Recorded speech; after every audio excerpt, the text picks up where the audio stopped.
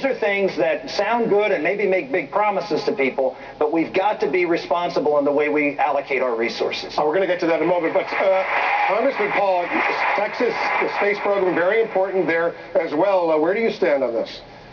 Well, I don't think we should go to the moon. I think we maybe should send some politicians up there. But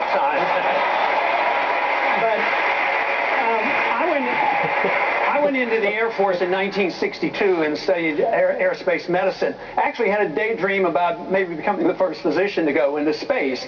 That didn't occur, but I see space, the amount of money we spend on space, the only part that I would vote for is for national defense purposes, not to explore the moon and go to Mars. I think that's fantastic. I love those ideas, but I also don't like the idea of building government-business partnerships.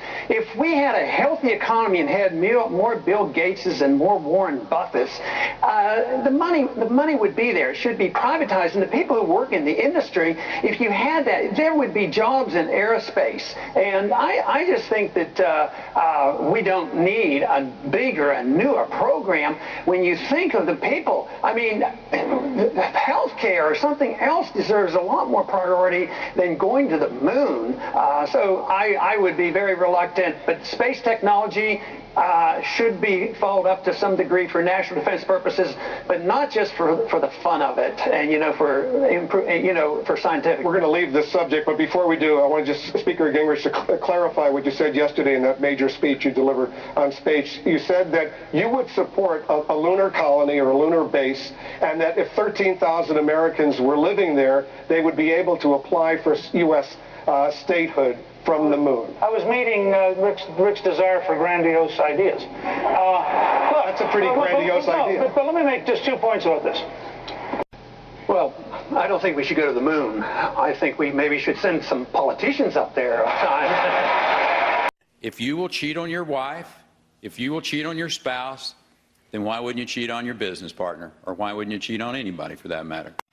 Well, I don't think we should go to the moon. I think we maybe should send some politicians up there. I said to him, Newt, we've been married a long time. And he said, yes, but you want me all to yourself. Callista doesn't care what I do. What was he saying to you, you think? He was asking to have an open marriage, and I refused. He wanted... Well, I don't think we should go to the moon. I think we maybe should send some politicians up there. Remember our presidential debate when Speaker Gingrich lashed out at my question about allegations his second ex-wife made in an interview with ABC News.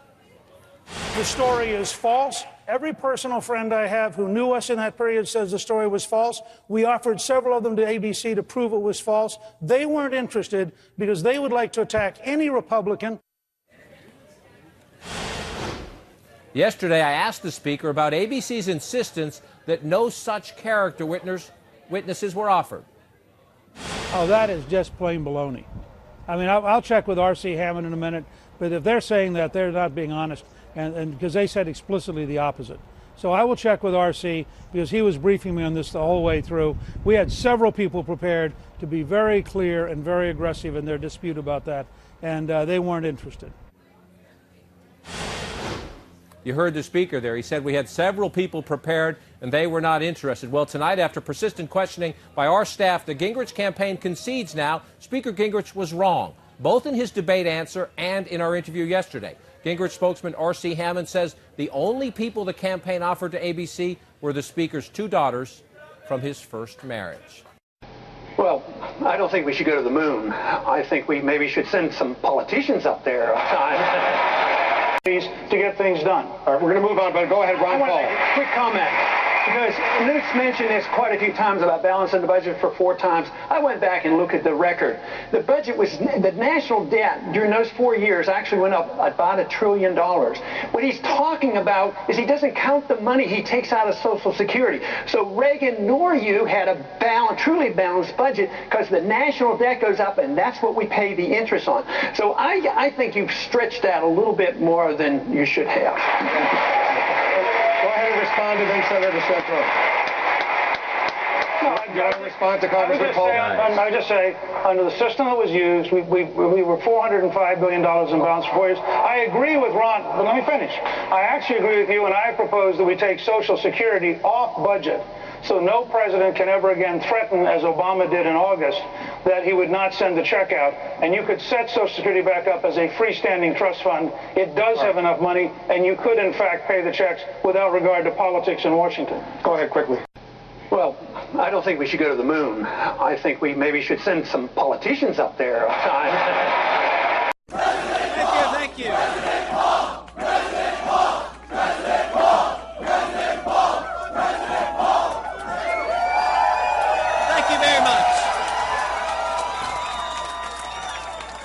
You neocons are done. Go away. America doesn't want you anymore. Fox News lies. Your propaganda is a disgrace to the Republic. Give us a break. All right, Richard.